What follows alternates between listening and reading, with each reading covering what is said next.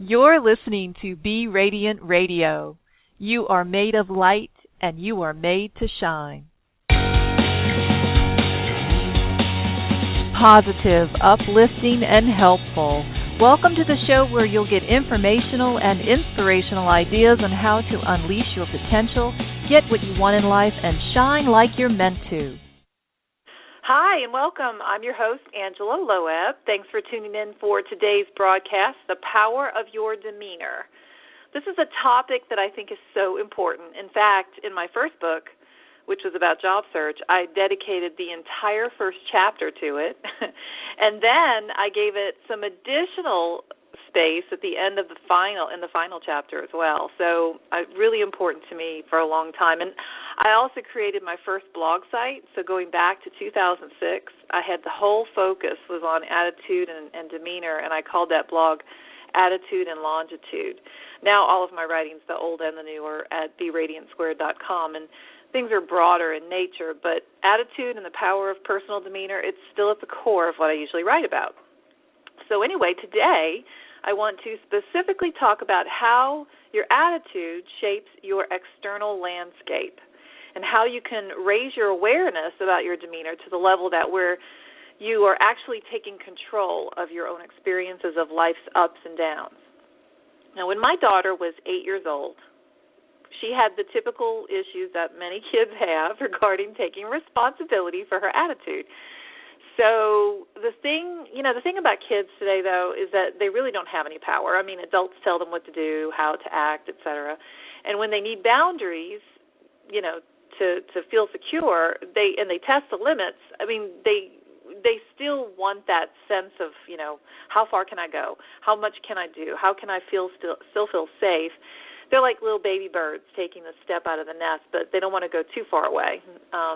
They think they think they want to fly off, but they're not really ready yet. So they really don't have that power, but it's that, straddling that line between taking responsibility and not really wanting it yet or not knowing how to handle it yet.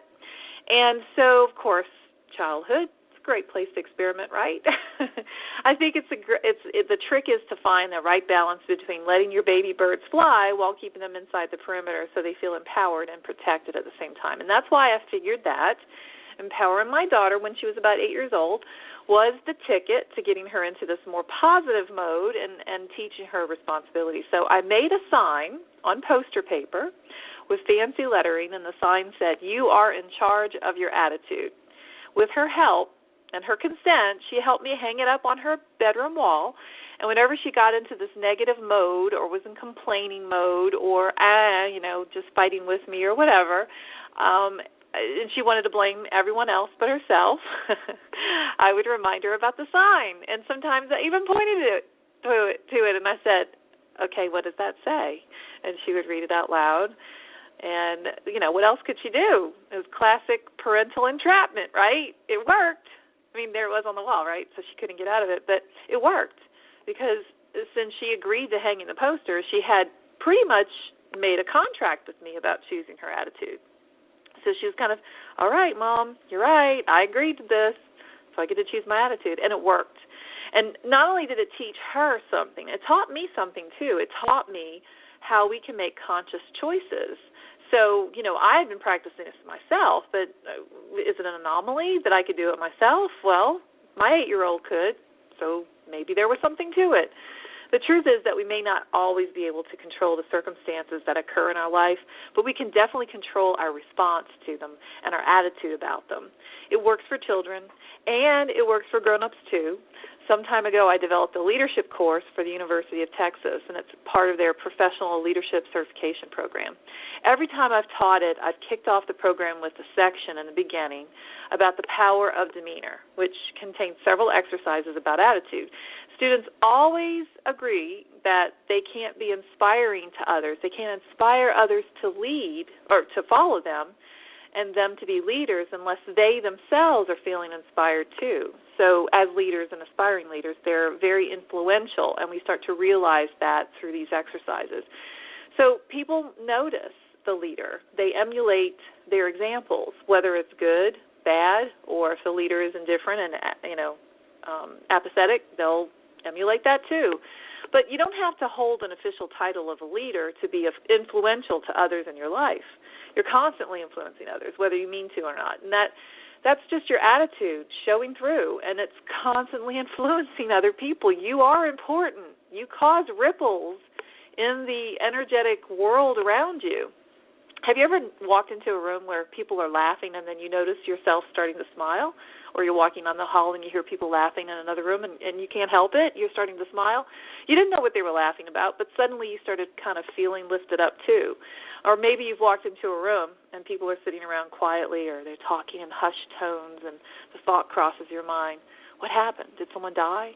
I mean, this is what happens, right? We are engaged by how other people are acting around us. So and by the way, your attitude can even be contagious to you.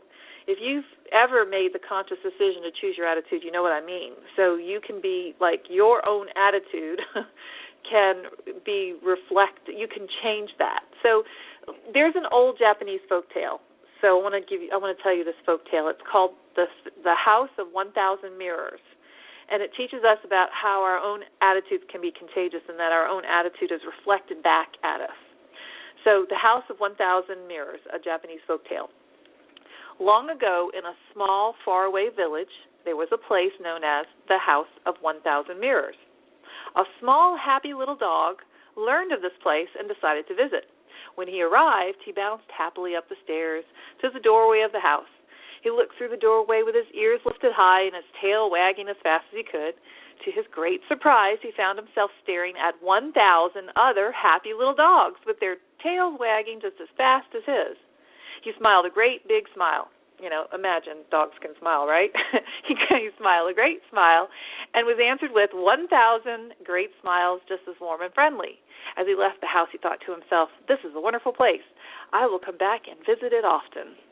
In the same village, another little dog, who was not quite as happy as the first one, decided to visit the house. He slowly climbed up the stairs and hung his head low as he looked into the door. When he saw the 1,000 unfriendly-looking dogs staring back at him, he growled at them and was horrified to see 1,000 little dogs growling back at him. As he left, he thought to himself, that is a horrible place, and I will never go back there again. Okay, so if you can imagine dogs having thoughts like this and smiles and frowns and so forth, you get the point, right? It is a folktale after all. Now, whatever attitude you have affects who you attract into your life, that attraction or repelling, right? If you surround yourself with negative people, complainers who never have a good day, then you may very well find yourself joining in the negativity. If you surround yourself with positive people, you'll attract positive experiences. And in this Japanese folktale, whatever your attitude that you choose to show to the world, it'll be reflected back to you. And that's because attitude is contagious. Now, I have an easy 2-part exercise that I give to the students in my class whenever we're discussing this topic, the power of demeanor. So if you want to grab a piece of paper and you want to jot these questions down, they're very simple. And you want to reflect on the answers in writing, you can do that. Or you can just simply think of something without writing it down. I mean, either way is fine. The point of the exercise is to help you realize just how contagious positive and negative attitudes can be. So this is about you pulling something out of your own experiences. So describe a time when yours or someone else's, a lot of times people in the class don't have any problem figuring out someone else's negative attitude. So describe a time when yours or someone else's negative attitude negatively influenced or affected the mood of another person, of you, the entire group, whatever. So what was the mood or the attitude, this negative attitude that was happening, and what happened and what was the result? So just reflect on this time that you noticed that this was an experience you had. And then, conversely, describe a time when yours or someone else's positive attitude positively influenced the mood of another person, yourself, or the whole group. So what was that mood, that positive mood or attitude, and what happened as a result of that? What was the story behind that? So that's all it is. It's just notice it, pay attention to it. It's happened to you. undoubtedly, if you lived any time at all on this planet, you will have experienced the negative and positive contagions of attitude. Okay, next I want to give you another easy exercise to do. This one is meant to help you come up with ways that you can use to take care of your internal landscape. So you can take care of your internal landscape before it escapes and it shapes your external landscape, that rippling effect. Okay, so this is it. It's very simple. List 3 ways that you are regularly inspired, or that, something you could do to become more inspired personally. So what could you do to shift your attitude? You're maybe feeling grumpy and you can turn it around. So what would that be? What 3 things could you come up with? Now, for me, they're pretty easy. I have a top 3 I can go to right away. I can tell you, I've jotted them down here for you. The first one is listening to music. And that's an instant mood changer for me. I can put on something peppy and up-tempo, and my mood is all of a sudden up-tempo too. On the other hand, if I'm feeling grumpy or stressed out, putting on something with a repetitive beat that gets annoying, or if it has a driving hard edge to it that doesn't uplift me, that might get me even more stressed. All right, the second one for me is spending a few minutes with my dog. He's so goofy, and he makes me smile. Sometimes he makes me laugh out loud. And check this out. I read this on health.com. A University of Missouri-Columbia study found that petting a dog for just 15 minutes releases the feel-good hormones, serotonin, prolactin, and oxytocin. And because oxytocin, it's oxytocin. Sorry, that's the drug, right? Oxytocin is the natural hormone. Anyway, it lowers the stress hormone cortisol. So just petting your dog can release naturally good-feeling hormones. Awesome. Oh, and by the way, I also read someplace else once that this releases this in the dog, too. So you make your dog feel good. All right. Third one for me is taking a brisk walk outside, especially a nature walk. So seeing trees, natural scenes, that really helps to shift my mental state. And walking helps me to think. If I'm stressed out, I'm upset, the energy that leaves my body just I shed it, after I go a block or two. Whew, and it's especially good if I take the dog out for a walk, too. So anyway, I have a few other things I like to do. Like I like reading and watching inspiring stories. I like journaling, which is, through journaling, a lot of times I'm giving myself a pep talk, pondering wise quotes, great poems. Okay, so I ask you now, what are your top 3? Why don't you take a moment and do this today.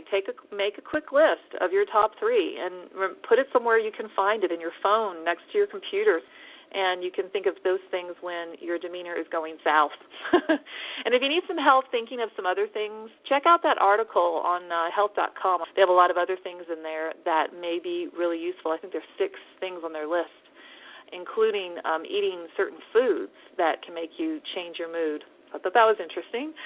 So there you go. Now, what will you choose in changing your attitude? The power of your demeanor, it's in your hands. So choose wisely. Okay, that takes us to the end today. I hope you're listening to this and feeling better, feeling good. If not, and maybe you've gotten some reminders of how you can lift up your own attitude. So go ahead, be deliberate, spread it around, put out some ripples of some good joy. All right, before I go, let me tell you, next time is November 15. I have another 15-minute short inspirational broadcast set. And if you're interested in my books, courses, other programs, you want to connect with me through Facebook, Twitter, you can find all that at angelaloeb.com. That's ANGELALOEB.com. Feel free to reach out, and I'd love to connect with you. And now it's time to sign off. So be well and shine on.